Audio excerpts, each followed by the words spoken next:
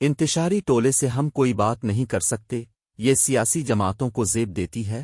DGISPR سیاسی انتشاری ٹولے کے لیے ایک ہی راستہ ہے کہ وہ سکن دل سے قوم کے سامنے معافی مانگیں، صدق دل سے وعدہ کریں کہ وہ تعمیری سیاست کریں گے۔ میجر جنرل احمد شریف چودھری کی پریس کانفرنس۔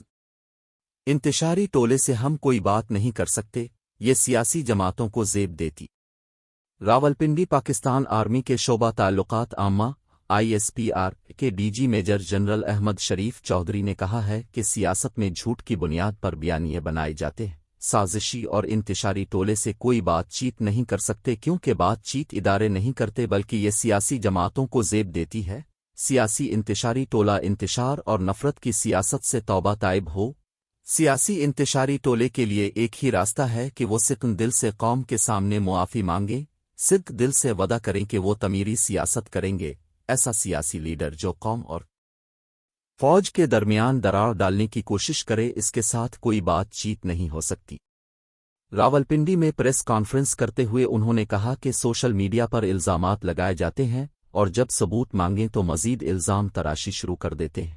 آرٹیکل 19 افواج اور ریاست کے خلاف پروپیگنڈے کی اجازت نہیں دیتا۔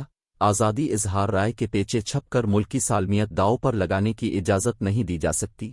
سچائی ہمیشہ جھوٹ پر غالب آتی ہے۔ ہمارا یقین ہے کہ پاکستان کے عوام اور شہری پاکستان فوج کے ساتھ ہیں۔ ایسا نہیں ہے کہ جس نے اسے ووٹ دیا وہ فوج کے خلاف ہے۔ 8 فروری کو 31% PTI کو ووٹ پڑے اور 69% اس کے بیانیے کے خلاف ووٹ پڑا۔ پاکستان کا سب سے بااعتماد ادارہ پاک فوج ہے۔ حالیہ سروے میں 74% عوام نے پاک فوج پر اعتماد کا اظہار کیا۔ ہم امید کرتے ہیں مقنع جھوٹ اور فیک نیوز کا جو بازار گرم ہے اس پر قانون سازی کرے۔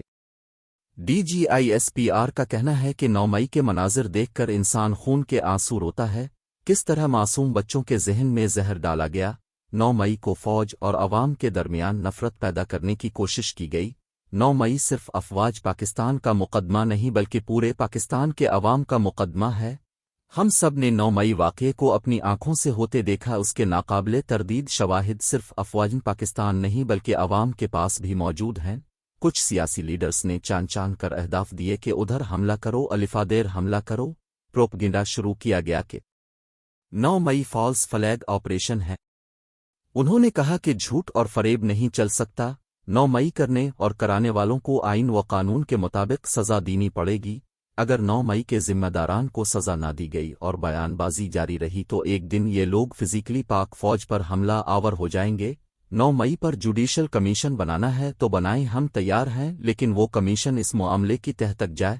2014 کے دھرنے، PTV پارلیمنٹ حملے، خیبر پختونخوا حکومت کے سرکاری وسائل سے وفاق پر 2016 اور 2022 میں دھاوا بولنے کے واقعات کے بھی حقائق سامنے لائے۔ جوڈیشل کمیشن اس پر بنایا جاتا ہے جس پر کوئی ابہام ہو۔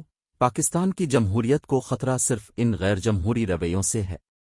میجر جنرل احمد شریف چودھری نے کہا کہ پاکستان نے دہشت گردی کے خلاف طویل جنگ لڑی ہے۔ اس دہشت گردی کی جنگ میں ہمارے جوان بڑی تعداد میں شہری شہید ہوئے۔ خطے میں امن کے لیے پاکستان کا کردار اہم رہا ہے۔ پاکستان طویل عرصے سے افغان مہاجرین کی مدد کر رہا ہے۔ پاکستان نے افغان عبوری حکومت کی بین الاقوامی سطح پر ہر طرح سے مدد کی ہے، لیکن واضح شواہد موجود ہیں۔ TTP کے دہشت گرد پاکستان میں بدامنی پھیلانے کے لیے افغانستان کی سرزمین استعمال کر رہے ہیں۔ بشام حملے کی منصوبہ بندی بھی افغانستان میں کی گئی۔ خودکش حملہ آور بھی افغان شہر چھوٹیے ہیں۔ دوحہ معاہدے میں کہا گیا تھا کہ افغان سرزمین کسی ملک کے خلاف استعمال نہیں ہوگی، لیکن دوحہ معاہدے پر مکمل عمل درآمد نہیں ہو سکا۔ آرمی چیف کا واضح موقف ہے کہ افغانستان میں دہشت گردوں کی پناہ گاہوں پر تحفظات ہیں۔ افغانستان کو کئی بار آگاہ کیا مگر کچھ نہیں ہوا۔ ان کا کہنا ہے کہ سال 2023 میں مجموعی طور پر 13,000 کے قریب چھوٹے بڑے آپریشن کیے۔ مسلح افواج پاکستان سے دہشت گردی کے خطرے کو مستقل طور پر ختم کرنے کے لیے پرعزم ہے۔ دہشت گردوں کا دین اسلام اور خوشحالی کے ساتھ کوئی تعلق نہیں ہے۔ آج عوام اور افواج پاکستان کے ساتھ کی وجہ سے امن قائم ہو چکا ہے۔ جہاں دہشت گردی تھی بہت زیادہ وہ ختم ہو چکی ہے۔ دہشت گردوں کو کٹہرے میں لانے کے لیے اقدامات کیے جا رہے ہیں۔ انتہائی مطلوب دہشت گردوں کی گرفتاریاں بھی عمل میں لائی گئی ہیں۔